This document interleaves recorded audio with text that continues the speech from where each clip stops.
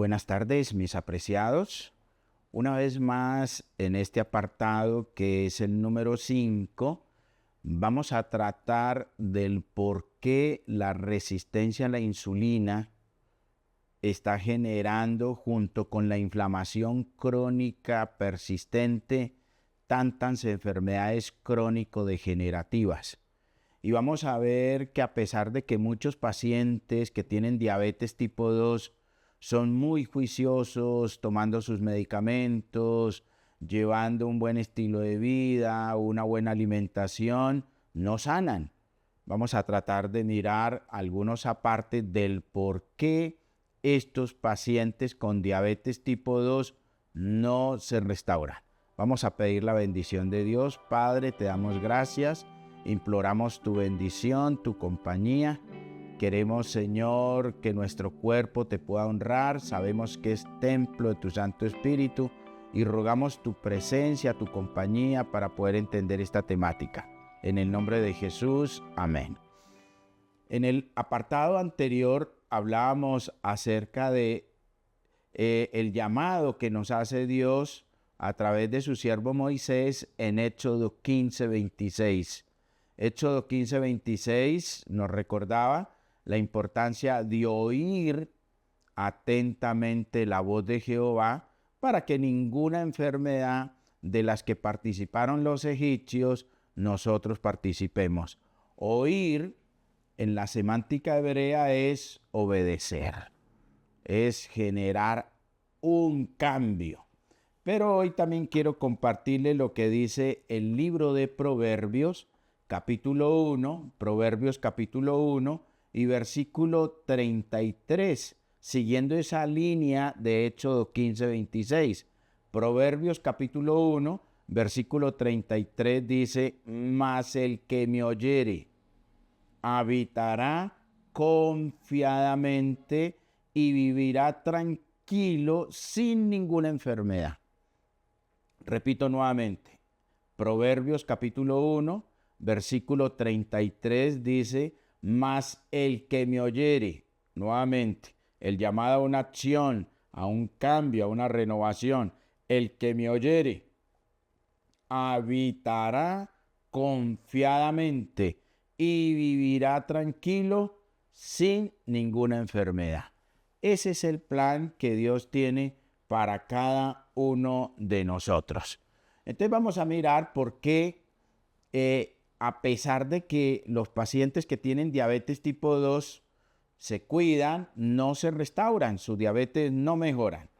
Entonces, inicialmente tocaremos el rol del músculo en el tratamiento de la diabetes. Cuando nosotros comemos algún alimento rico en carbohidratos o alguna fruta o algún cereal o algún tubérculo, la glucosa en sangre se eleva. Tan pronto comemos un cereal o un tubérculo o una fruta, inmediatamente la glucosa en sangre se eleva. Al mismo tiempo, el páncreas comienza a producir insulina.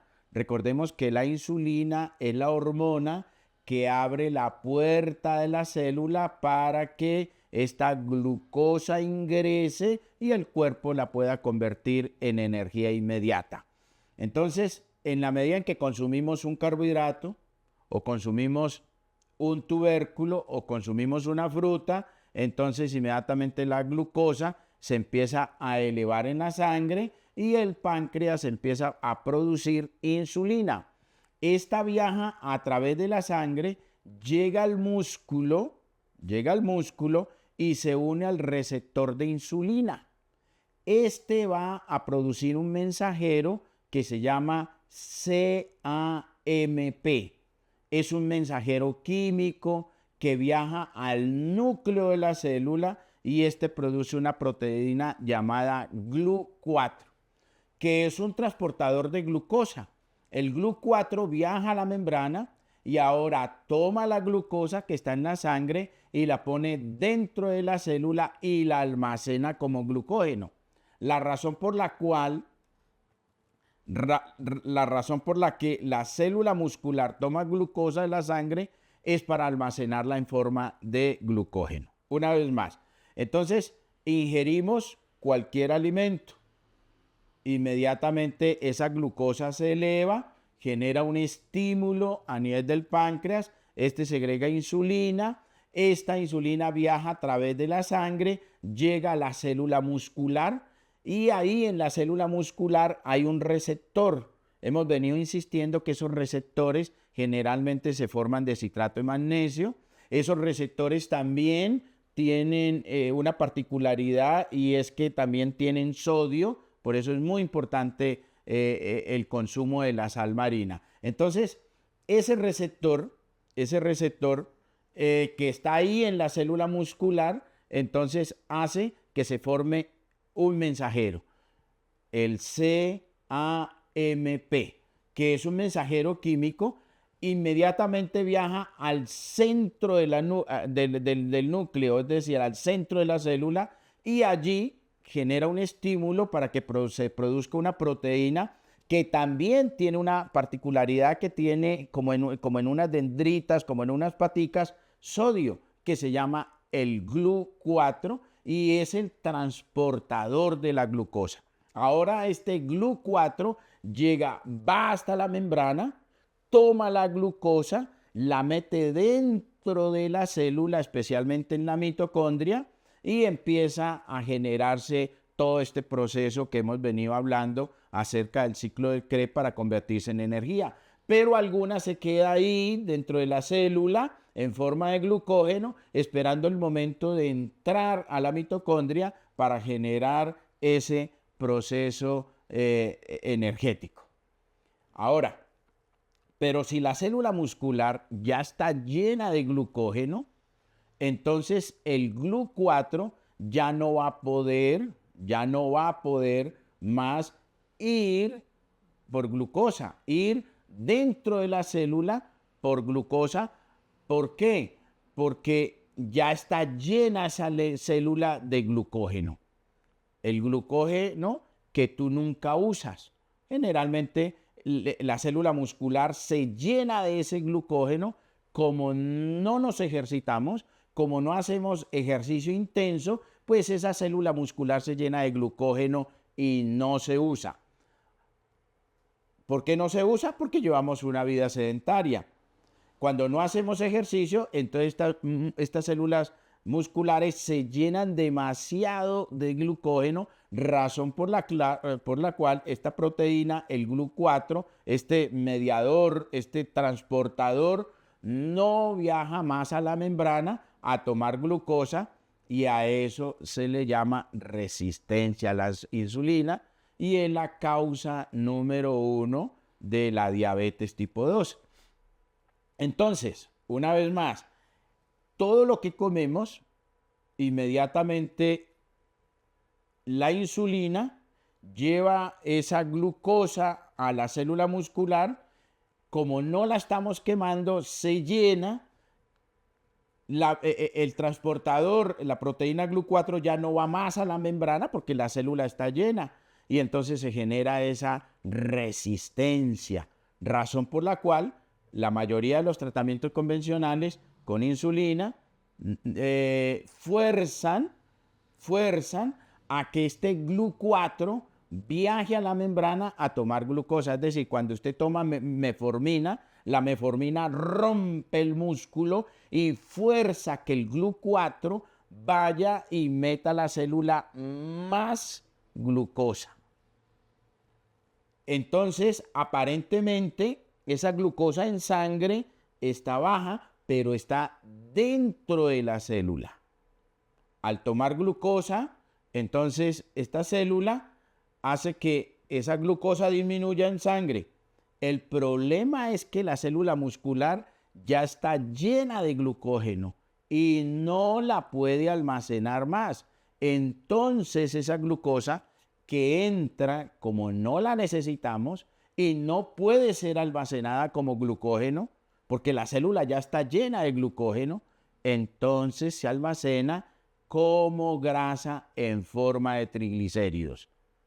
Es cierto que la glucosa en sangre ha disminuido y tu médico te va a decir que tu diabetes está controlada, que está bien, porque él midió los niveles de glucosa en sangre. Esa glucosa en sangre pues está bajita. ¿Por qué?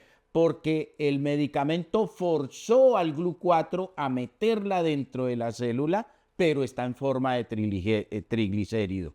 Sin embargo, el paciente, aparentemente el médico dice que está bien, pero el paciente cada día está más obeso, está más descompensado y está totalmente cada vez más enfermo, porque cada vez almacenamos más glucosa como grasa.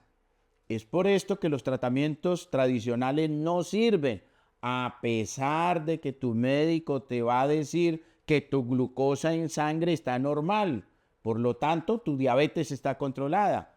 Eso no es cierto, porque el paciente cada día está almacenando más y más grasa dentro de la célula, convirtiéndola en triglicéridos, y esta al final nos va a generar una cardiopatía. Este paciente supuestamente está controlado, pero en algún momento puede morir de un ataque cardíaco. Es por eso que los tratamientos actuales no sirven y no curan.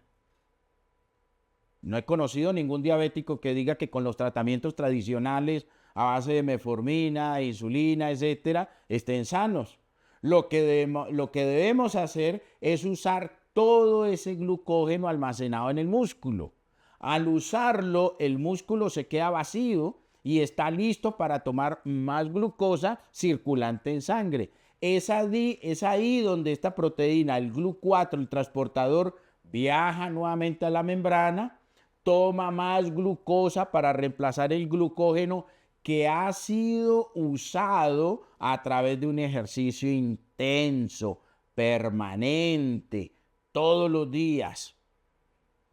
Generalmente tenemos glucógeno almacenado en la célula muscular mínimo para hacer 1 hora de ejercicio intenso, que es la única manera del cual lo podemos quemar, porque está acumulado en el músculo. El caminar simplemente no nos va a ayudar, porque no va a quemar ese glucógeno almacenado en el músculo.